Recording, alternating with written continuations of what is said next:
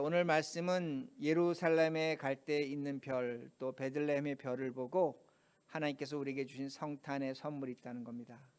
우리가 성탄절 되면 선물을 주고받는데 우리가 왜 성탄절에 선물을 주고받고 그 이유가 무엇이고 하나님께서 우리에게 어떤 선물을 주셨는가라고 오늘 말씀을 드리겠습니다. 오늘 본문을 보시면 별이 나타납니다. 별은 여러분이 아시는 것처럼 규칙적으로 움직입니다. 그러게 고대 시대부터 오래전부터 사람들은 그 별의 움직임을 보고 한 인간의 운명을 예측하고 또한 이 세상에 어떤 일이 일어날 것이라는 것을 점치기도 했습니다. 이걸 점성술이라고 합니다. 점성술이라고 합니다. 근데 이 점성술은 성경에서 하나님께서 가장 싫어하는 것 중에 하나가 별을 보고 점치는 점성술이었습니다. 그런데 참으로 이상합니다. 뭐가 이상하냐면 하나님의 아들 예수 그리스도가 이 땅에 오시는데 동방박사들을 사용합니다. 우리가 동방박사들 그렇게 좋은 표현이 되지만 헬라어로 보면 마고스가 됩니다. 마술가입니다. 점치는 자들입니다. 하늘의 별을 보고 점치는 자들이 예수 그리스도 하나님의 아들 오심을 알려주고 있다는 겁니다. 여러분 얼마나 이상합니까? 하나님의 선지자가 있고 예언자가 있고 하나님이 얼마든지 우리에게 하나님의 뜻을 전달하실 수 있는데 성경에서 가장 싫어하는 우상숭배자들, 동방박사들은 우상숭배자입니다. 그 우상숭배자 점성술을 하는 자들을 통해서 하나님께서 예수 그리스도의 오심을 우리에게 알려주고 있다는 겁니다. 과연 왜 하나님 이런 방법으로 우리에게 예수 그리스도 하나님의 아들 오심을 알려주고 있는가입니다. 그러게 먼저 여러분 2절 말씀 보시기 바랍니다. 2절 말씀 보시기 바랍니다. 2절입니다.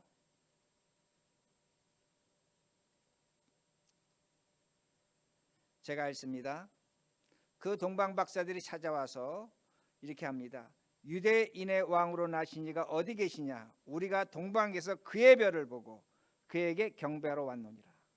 그의 별을 보고, 누구의 별을 보고? 유대인의 왕의 별을 보고 우리가 경배하러 왔다는 겁니다. 여러분 이 말씀은 그대로 받아들여야 됩니다.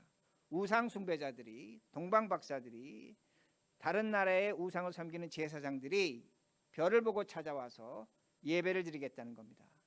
그런데 그들이 갖고 있는 상식은 뭐냐면 유대인의 왕은 예루살렘에 있는 겁니다. 그러게 예루살렘으로 찾아올 수밖에 없다는 겁니다. 그러게 유대의 왕이 어디냐고 그렇게 질문하고 있습니다.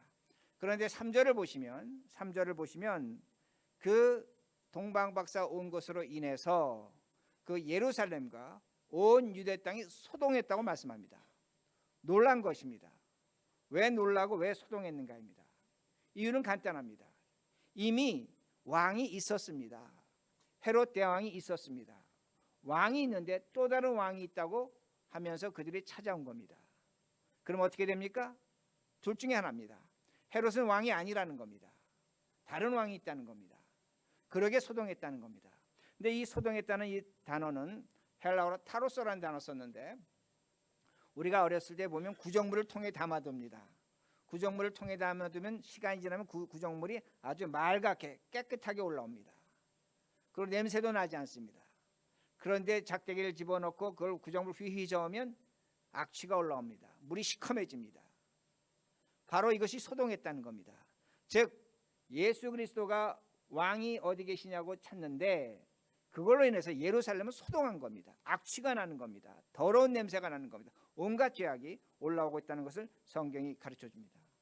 그러면 왜 예루살렘에 악취가 나는가 합니다.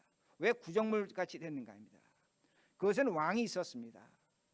어떤 왕이 있으면 헤롯 대왕이 있었다는 말씀이 됩니다. 헤롯 대왕은 제가 지난주에도 말씀드렸지만 오로지 자신의 왕권을 지키기 위해서 살아간 사람이라는 것 여러분 말씀드렸습니다. 그는 이방인입니다. 이두메 사람입니다. 자신의 왕권을 지키기 위해서 예루살렘에 하나님의 성전을 지었습니다. 그 하나님의 성전은 솔로몬의 성전보다 큽니다. 스룹바벨의 성전과 비교할 수 없는다. 엄청나게 크고 좋은 성전을 유대인들에게 예루살렘에 있는 백성들이 지어줬다는 겁니다. 그런데 그럼 그 헤롯이 하나님을 믿었는가 합니다. 하나님 믿지 않았습니다. 그는 우상 숭배자라는 겁니다. 그가 하나님의 아름다운 성전을 지었음에도 불구하고 그는 하나님을 믿지 않았다는 겁니다. 우상 숭배자라는 말씀이 됩니다. 여러분, 헤롯의 삶은 제가 지난주에 말씀드린 것처럼 구정물이었습니다. 악취가 났습니다. 자신의 왕권을 유지하기 위해서 자신의 형제들을 죽이고 장모를 죽이고 아내를 죽이고 자식들을 자신의 손으로 목 잘라 죽인 사람입니다. 그러기에 그의 손은 피 묻은 손입니다. 근데 놀라운 것이 뭡니까? 그 피 묻은 손으로 성전을 지었다는 겁니다. 그 성전에서 많은 사람은 예배드리고 있다는 겁니다. 여러분, 하나님 입장에서 그 성전을 바라볼 때 과연 어떤 성전이었겠는가? 깊이 생각할 수밖에 없다는 겁니다. 그러기에 우리가 한 가지 생각할 수 있는 것은 뭐냐면, 왜 하나님이 동방박사들을, 우상숭배자들을, 점치는 사람들을, 하나님이 가장 싫어하는 점성술을 하는 사람들을 사용해서 예수 그리스도의 오심을 알려주고 있는가 합니다. 바로 헤롯이라는 인물 때문입니다.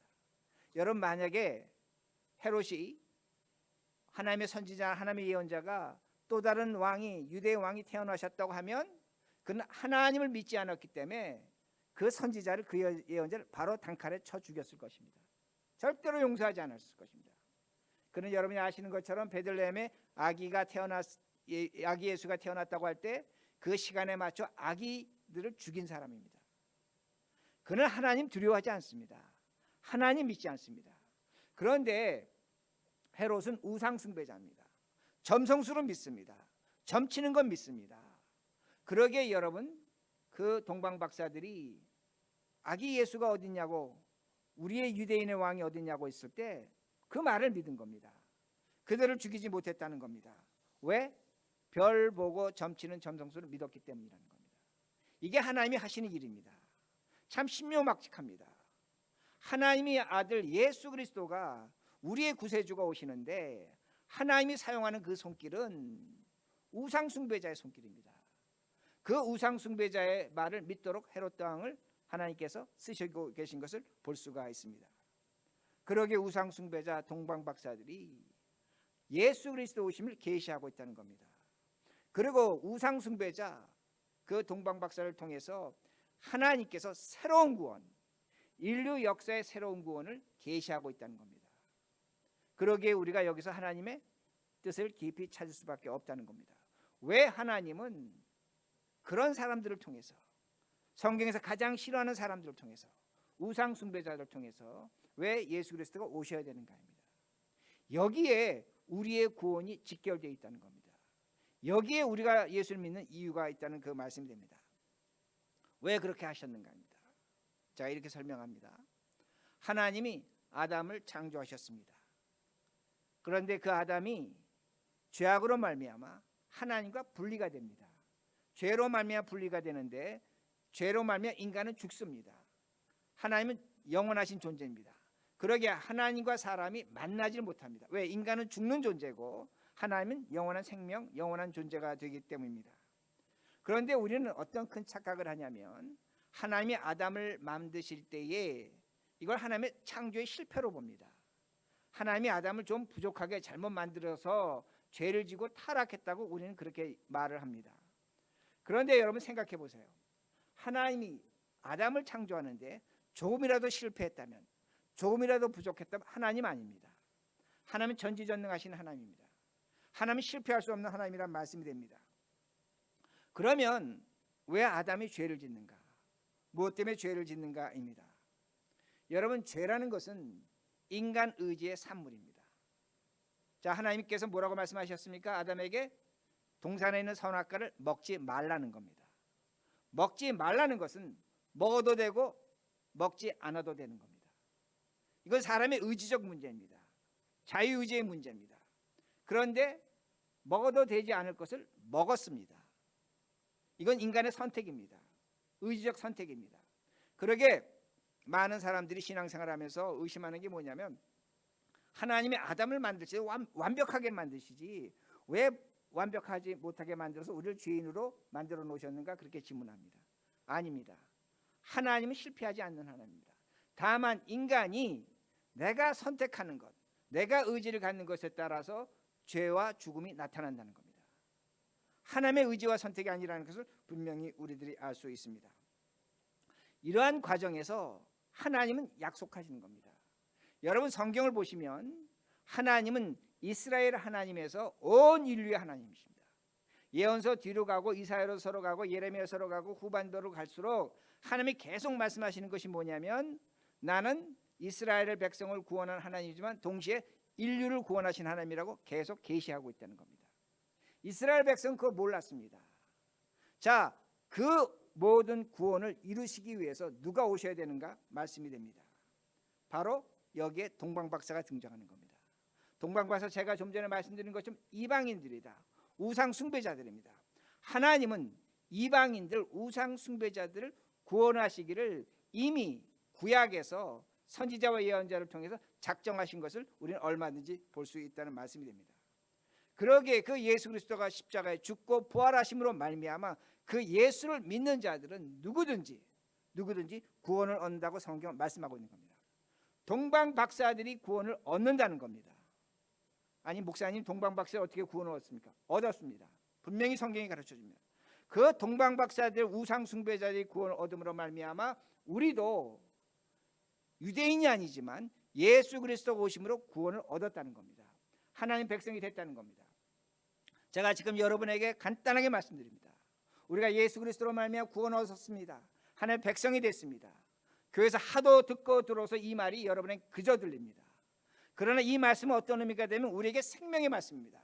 죽음과 사망을 이겨서 영원한 하늘나라와 생명의 백성이 된 것을 가르쳐 주는 겁니다. 그러기에 예수 그리스도가 오신 것입니다. 그러기에 동방박사들이 구원받았고 그 동방박사들 우상 숭배자들 점치는 자들이 구원받았기에 우리도 그리스도로 말미암아 구원받았다는 말씀이 됩니다. 그러기에 이 소식이 이 별들의 소식이 그리스도 오심이 중요한 것이 됩니다. 그러기에 여러분 4절 말씀 보면 헤롯 왕이 묻습니다. 유대의 왕이 어디서 태어나냐? 베들레헴에 있는 서기관과 제사장들에게 묻습니다. 그러니까 그 서기관과 제사장들이 뭐라고 얘기하냐면 베들레헴에서 태어납니다. 베들레헴에서 태어납니다. 이렇게 말합니다. 6절에 보면 유대 땅 베들레헴에서 유대인의 왕 이스라엘 목자 메시아 인류의 구세주가 태어납니다 라고 그렇게 말합니다. 아니 어떻게 베들레헴이냐? 여러분 이 베들레헴에서 태어난다는 것은 미가서에서 말씀하고 있습니다. 미가서 4장과 5장을 보시면 말씀하는데 예수님이 태어나기 700년 전에 그 베들레헴에서 이스라엘의 구세주 만유의 구세주가 태어날 것임을 성경은 가르쳐 줍니다. 그러면 왜 예루살렘에서 태어나지 아니하고 왜 작고 천한 베들레헴에서 태어나시는가입니다. 여러분 베들레헴은 작고 아주 천한 곳입니다. 갈리 땅 한 구석에 박힌 곳입니다. 누구도 신경 쓰지 않는 곳입니다. 그러나 예루살렘 크고 화려하고 하나님께 예배드리는 성전이 있는 곳입니다. 왜 하나님의 아들이 그 거룩한 곳에 태어나지 않는가입니다. 왜냐하면 미가서는 보여줍니다. 당시에 베들레헴은 구정물이 났습니다. 악취가 났습니다. 백성들은 그 미가서를 보면 부동산 투기했습니다. 백성들이 가난한 자의 것 약한 자의 것을 빼앗았습니다. 백성들끼리 서로 싸우고 서로 원수가 되었습니다. 그리고 왕들은 그 베들레헴의 왕들은 또한 착취를 했습니다. 하나님의 백성을 백성답게 여겨주지 않았습니다. 제사장과 선지자들은 거짓으로 예언하고 그 거짓된 것으로 그들은 먹고 배불렸습니다. 그리고 제사장들이 제사를 드리지만 그 제사를 통해서 이익을 취한 것을 미가서는 분명히 보여줍니다. 하나님의 백성입니다. 예루살렘에서 하나님을 믿는 사람들이 하나님 앞에서 산다고 하지만 그들은 우상 숭배자들과 차이가 없었다는 겁니다. 그러게 하나님은 그 예루살렘 철저히 심판하시겠다고 하는 겁니다. 그리고 하나님은 그 예루살렘에서 메시아를 보내는 것이 아니라 작고 천한 베들레헴에서 보내시겠다고 그렇게 말씀하십니다. 그러기에 700년이 지난 후에 거의 800년 돼서 AD 70년에 예루살렘 완전히 패망합니다. 유대인들이 몇백 년 동안 예루살렘에 들어가지 못했습니다. 하나님의 말씀대로 이루어지는 겁니다. 당장 이루어지지 않았습니다. 그러나 거의 800년 후에 이러한 사건이 이루어진다는 겁니다. 그러기에 하나님은 예루살렘을 대신해서 베들레헴에서 다윗의 후손 인류의 구세주 예수 그리스도를 보내시는 겁니다. 그러기에 그 베들레헴이 중요할 수밖에 없다는 겁니다. 여러분 우리가 살아가는 2020년 이 세상 어떻습니까? 구정물입니다. 소동하고 있다는 겁니다. 우리가 2020년 특별한 한 해를 살았습니다. 아마 여러분 인생 속에 이런 한 해가 없었을 것입니다. 코로나 바이러스로 인해서 우리가 죽음의 두려움, 공포를 가졌습니다. 아, 죽음이 이런 것이구나. 사람이 이렇게 죽는구나. 얼마나 허망한 것 우리는 겪었습니다. 구정물이 튀었습니다. 그 구정물이 사방으로 튀었습니다. 그러기 어떻습니까? 우린 불안했습니다. 병이 두려웠습니다. 그리고 경제적으로, 사회적으로 얼마나 많은 고통과 아픔이 있었습니까?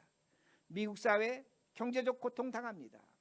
인종차별, 사회적 분열 너무나 극심했던 것 우리는 분명히 겪고 있습니다. 코로나 예방주사 나왔습니다. 그러나 그 코로나로 또 다른 전염병이 오지 않는데 우리는 보장하지 못합니다. 몇천억 달러 스티뮬러스 책 곧 나올 것이라고 합니다. 그러나 과연 우리가 그것으로 행복해질 수 있는가입니다. 우리가 당하고 있는 인종차별, 빈부의 갈등 해결할 수 있는가입니다. 우리가 살아가는 세상은 구정물입니다.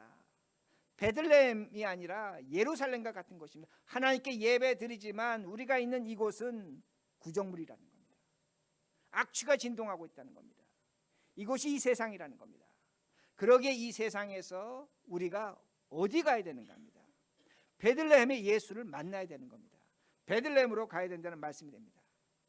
그러게 10절에 어떤 말씀이 나오냐면 동방의 박사들이 그 베들레헴으로 가다가 별을 보고 지난주에 제가 말씀드렸습니다. 기뻐하고 기뻐했다는 겁니다. 너무나 기쁜 겁니다. 이스라엘 왕을 찾으러 예루살렘에 올 때도 기뻐했을 것입니다. 그러나 지금 10절에 보면 그 베들레헴에 가는 길에 그 별을 보고 기뻐하고 기뻐했습니다. Great joy입니다. 상상할 수 없는 기쁨을 그 동방 박사들이 가진 것을 보여줍니다. 그리고 그들이 황금과 유황과 몰약으로 예물을 드렸다고 성경은 말씀합니다. 여러분, 황금, 유황, 몰약 뭐냐? 어떤 사람들은 그게 예수님께 가장 귀한 황금이다. 몰약은 예수님의 시신 전염 방부제다. 유향은 뭐 여러 가지로 얘기합니다. 그런데 여러분, 2000년 전으로 돌아가면 그렇지 않습니다. 황금은 뭡니까? 2000년 전의 황금은 연금술입니다.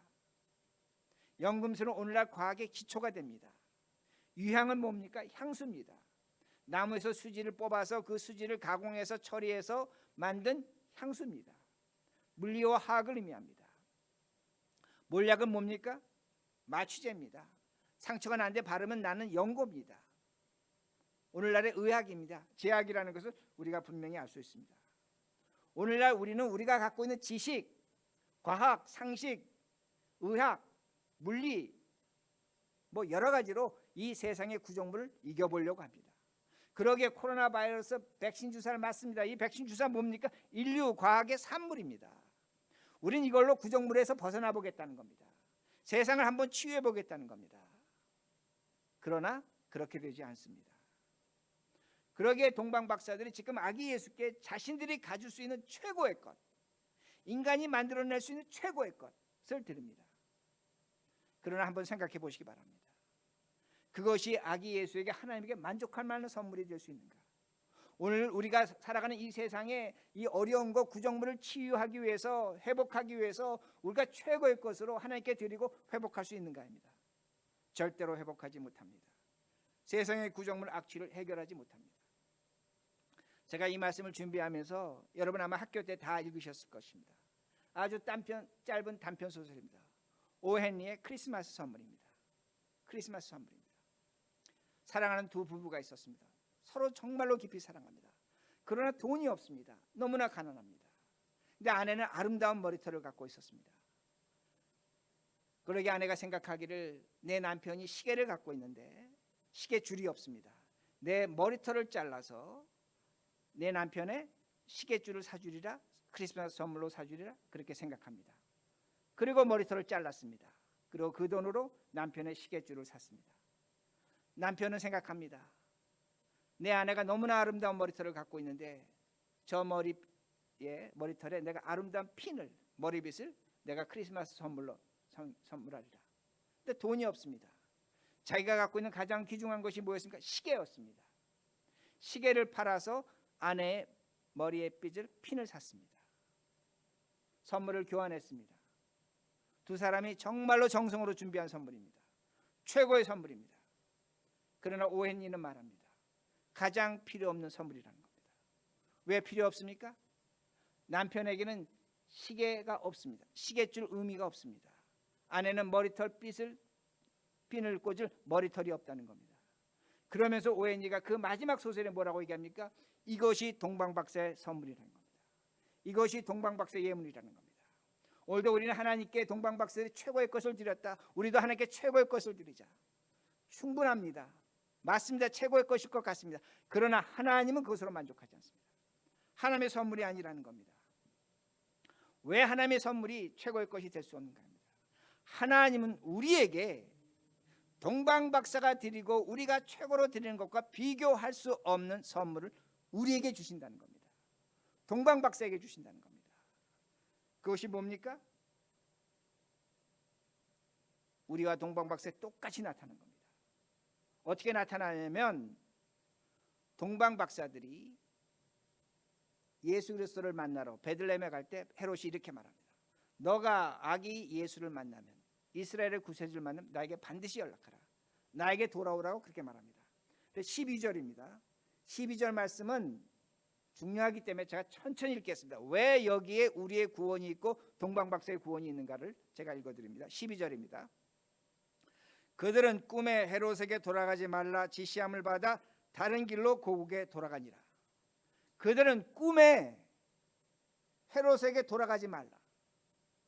그리고 그들은 헤롯에게 돌아가지 않고 다른 길로 갔다고 말씀합니다. 여기에 놀라운 복음이 있는 겁니다. 하나님의 구원이 있는 겁니다. 여러분, 동방박사는 점치는 자들입니다. 별 보고 점치는 자들입니다. 그런데 하나님이 처음으로 동방박사들에게 꿈에 나타나셔서 말씀하시는 겁니다. 하나님의 음성을 들은 겁니다. 지금까지 그들은 별 보고 점치는 사람이었는데 하나님이 그 동방박사를 무엇으로 간주하냐면 하나님의 백성으로 간주하시는 겁니다. 너는 이제 나의 음성을 들으라는 겁니다. 하나님의 음성을 들으라고 그렇게 말씀하십니다. 하나님이 그들에게 직접 나타나서 말씀하시는 겁니다. 꿈으로 나타나 말씀하시는 겁니다. 그들을 예언자와 선지자로 취급하시는 것을 성경이 보여줍니다. 동방박사들이 황무과 유황과 몰약을 드렸습니다. 최고의 것을 드렸습니다. 그러나 하나님은 동방박사에게 그것과 비교할 수 없는 구원의 선물을 주신 것입니다. 그 구원의 선물이 오늘 우리가 받은 겁니다. 우상숭배자요, 점치는 자요, 세상에서 오늘도 우리의 의지와 뜻대로 구정물 속에 살아가는 우리들에게 하나님이 뭘 주셨는가? 말씀을 주셨다는 겁니다. 우리를 오늘도 부르셨다는 겁니다. 예배자를 부르셨다는 것을 성경이 분명히 가르쳐줍니다. 이것만이 이 세상의 구정물을 청소하는 겁니다. 이것만이 이 세상을 깨끗하게 한다는 말씀이 됩니다. 그런데 여기에 놀라운 것이 나타납니다. 여기에 인간의 의지와 인간의 그 의지를 어떻게 선택할 것인가를 말씀합니다. 여러분, 동방박사들은 두 개의 음성을 듣습니다. 하나의 음성은 뭐냐? 헤롯이 얘기한 대로 나에게 돌아오라는 겁니다. 예루살렘으로 돌아오라는 겁니다. 구정물의 예루살렘으로 돌아오라는 겁니다. 하나님은 그러나 말씀하십니다. 그곳에 가지 말라는 겁니다. 예루살렘 가지 말라는 겁니다. 베들레헴을 떠나서 너희가 갈 길을 가라고 그렇게 말씀하십니다. 여기에 선택이 있는 겁니다. 여기에 아담의 선택이 있는 것처럼 우리의 선택이 있는 겁니다. 오늘도 하나님은 하나님의 말씀을 주시면서 우리에게 두 가지 선택을 요구합니다. 오늘도 세상 우리에게 말합니다. 예루살렘으로 오라는 겁니다. 재밌다는 겁니다. 기쁨이 있다는 겁니다. 세상적 만족이 있다는 겁니다. 그러나 거긴 뭐가 없습니까? 아기 예수가 없습니다. 구원이 없습니다. 거기는 좋은 것 같습니다. 세상의 성공과 행복 좋습니다. 누가 그걸 나쁘다고 하겠습니까? 그러나 예수가 없다면 거긴 구정물입니다. 악취가 나는 곳입니다. 그런데 하나님 오늘도 우리에게 말씀하십니다. 너희는 오라는 겁니다. 예루살렘으로 오라는 겁니다. 베들레헴으로 오라는 겁니다. 예수가 있는 곳으로 오라고 그렇게 말씀하십니다. 우리의 생명과 우리의 구원과 자유와 진리와 기쁨이 있는 곳으로 그렇게 말씀하시는 것입니다. 그러기에 오늘 우리가 이 성탄절에 예배를 드립니다. 아기 예수가 왜 중요하고 아기 예수가 왜 우리에게 구세주가 되시는가? 동방박사를 통해서, 우상숭배자를 통해서, 점치는 자를 통해서 하나님은 구원의 손길을 나타내고 계시는 겁니다. 그 구원이 우리에게 임한 것이고 그 구원을 이루신 분은 예수 그리스도입니다. 하나님의 아들입니다. 그러기에 오늘도 우리가 가야 될 곳은 베들레헴에 있는 아기가 있는 곳으로 가야 되는 겁니다. 예수 그리스도의 십자가가 있고 그곳에 하나님의 말씀이 있고 때로는 그것이 우리를 힘들게 하는 것 같고 때로는 우리를 지치게 하는 것 같고 아무런 보상과 대가가 없는 것이라고 생각을 합니다. 그러나 거기에 하나님의 위대한 시선물이 있고 구원과 생명이 있습니다. 이 말씀을 믿고 또한 이 성탄절을 지키시는 우리 모두가 되기를 간절히 바랍니다.